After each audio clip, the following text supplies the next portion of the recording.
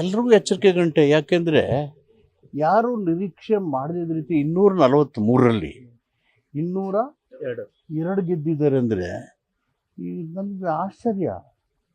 ಏನು ಓಟು ಒತ್ತಟ್ಟಿಗೆ ಒಂದೇ ಕಡೆ ಹಾಕ್ಬಿಟ್ಟಿದಾರಲ್ಲ, ಇಲ್ಲ ಮಿಷಿನ್ಗಳು ಹಂಗೆ ಒತ್ಕೊಂಡ್ಬಿಟ್ಟಿದೆಯೋ, ಇಲ್ಲ ಜನರೇ ಹಾಕಿದಾರೋ, ಇಲ್ಲ 50 ಕಡೆ ಮೈನಾರಿಟಿ ಮೆಜಾರಿಟಿರೋ ಬೇಕಾದ್ರೆ 4-5 ಗೆದ್ದಿದ್ದಾರೆ ಅಷ್ಟೇ. ಈ ಥರ ಇದ್ದಾವೆ. I don't know, really ಅಸ್ಟಾನಿಷಿಂಗ್.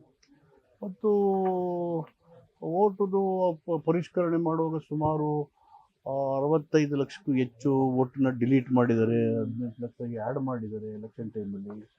ಅದಕ್ಕಿಂತ ಹೆಚ್ಚಾಗಿ 10,000 ರೂಪಾಯಿನ 2-3 ತಿಂಗಳು ಎಲೆಕ್ಷನ್ ಇದೆ ಅನ್ನುವಾಗ ನೇರವಾಗಿ ಮಹಿಳಾ ಮಾತ್ರ 1 ಕೋಟಿಗೆ ಹೆಚ್ಚು ಮಹಿಳೆ ಕೊಟ್ಟಿದ್ದಾರಲ್ಲ, ಅದು ವೋಟನ್ನ ಬ್ರೈಬ್ ಮಾಡ್ದಂಗಲ್ವಾ ವೋಟರ್ಸ್ನ. Election commission I don't know how they allowed the government to take such decision paying money worth of 10,000 rupees. ಬಿಹಾರದಲ್ಲಿ 2 ಕ್ಲಾಸ್ ಇರೋದು, ಪೂರ್ ಅಂಡ್ ದಿ ರಿಚ್. ಆ ಪೂರ್ ಪೀಪಲ್ಲು ದುಡ್ಡೇ ನೋಡಿರೋದಿಲ್ಲ. 2,000 3,000 10,000 ಒಮ್ಮೆಗೆ ಕೊಟ್ಬಿಟ್ರೆ ಅವ್ರಿಗೇನು ಅವರು ವೋಟರ್ ರೈಟ್ ಆಗಲಿ ಇನ್ನೊಂದಾಗಲಿ ಆ ಜಾಗೃತಿ ಆಗಲಿ, ಅದು ನನಗೆ ಆಶ್ಚರ್ಯ. ಮತ್ತು I don't know why election commission allowed this and why it is not saying anything. It is astonishing. ಈ ಥರ ಆದರೆ ನೆಕ್ಸ್ಟ್ ಎಲೆಕ್ಷನ್ ಹೆಂಗೆ ಫೇಸ್ ಮಾಡೋದು, ಡೆಮಾಕ್ರಸಿನ ಹೆಂಗೆ ಉಳಿಸೋದು?